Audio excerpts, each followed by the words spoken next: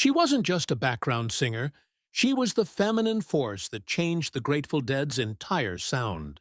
But now the voice that once lifted stadiums has just gone silent forever. And fans everywhere are asking what happened.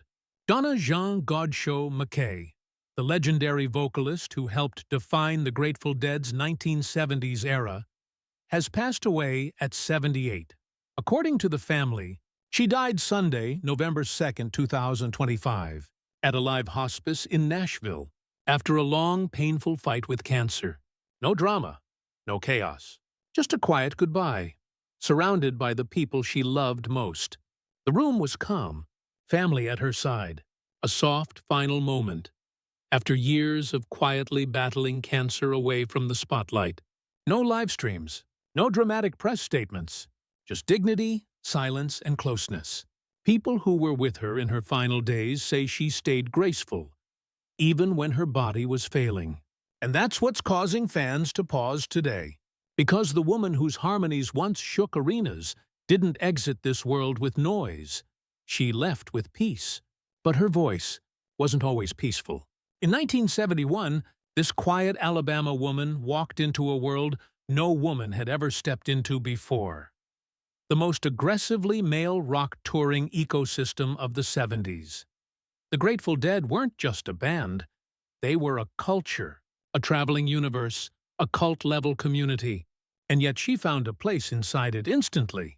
She wasn't a backup singer. She was the vocal contrast the band never knew they needed. The female countertone that made those harmonies hit differently. Fans still argue online that some of the Dead's most emotional live tapes would not sound the same without her. But that era did not end peacefully either. She and her first husband, keyboardist Keith Godchaux, left the Dead in 1979. 1 year later, Keith was gone. A car accident. Sudden. Devastating. One of those moments that permanently resets a life. People close to Donna say that was the moment her worldview changed. The applause, the chaos, the road. None of that mattered anymore. She disappeared from the spotlight. But she did not quit music. In 1981, she married again. David MacKay, a bassist, not a superstar, not a celebrity. Just a warm, grounded musician who didn't need to be worshipped. They went back south, back to Muscle Shoals, the soil where her musical DNA originally formed. And she built again. The Donna Jean Godchaux Band. Not nostalgia, not tribute, not old times. Real creativity. Real shows, real art. People who saw her later-era concerts say she never chased fame. She just chased sound.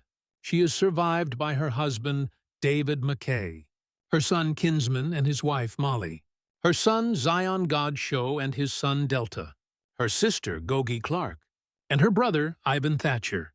They're not giving interviews. They're not feeding press quotes. They're not looking for headlines. They just want space and privacy. While the world replays her voice through old vinyl, dusty tapes, and YouTube clips from a world that feels much farther away now, there's a strange silence in Deadhead circles today. Not the kind of silence you get when news drops. Not the kind of silence that comes from shock. It's the softer kind. The kind where everyone instinctively stops talking because they all feel like something sacred just changed. That's what her passing created. Not chaos, but a hush, a breath, a pause. Because her voice was never loud for the sake of loudness. It was spirit, texture, vibration. She didn't scream to be heard. She lifted songs. She carried emotion. There are old deadheads who still talk about how her voice used to cut through open-air summer nights, like smoke from a campfire drifting across a field. She had this way of placing a tone that wasn't technically flashy, but spiritually disruptive. It changed the emotional GPS of the entire band. You can watch old bootleg videos, grainy VHS transfers, and you can physically see it.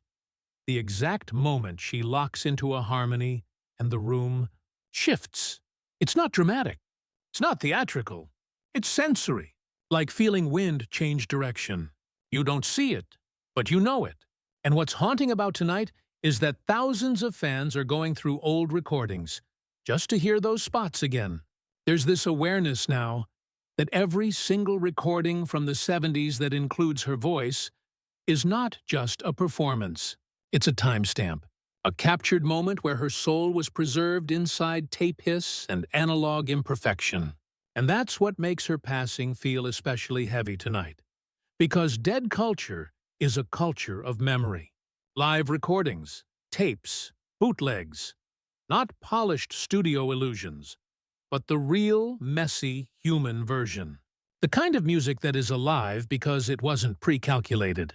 And Donna Jean was the feminine breath inside that storm. And now, that breath has gone quiet. But her echo remains inside every second of those recordings. Not as a backup singer, but as the whisper that made the walls of that sound wider. Because she wasn't the edge of the Grateful Dead, she was the air between them. When people talk about the Grateful Dead's 70s era, they talk about improvisation, psychedelia, extended jams, experimental sets, acid tests, tape culture, American mythology, cross-country road maps of youth and rebellion. But buried inside all that mythology is a truth most mainstream publications never highlight. She broke the gender wall, quietly, without PR, without a branding moment, without a marketing campaign, without a "Woman Rock Pioneer" headline. She just walked into the room and did the job. She walked into a band that wasn't built for her, and she didn't ask for permission to exist inside it. She simply existed.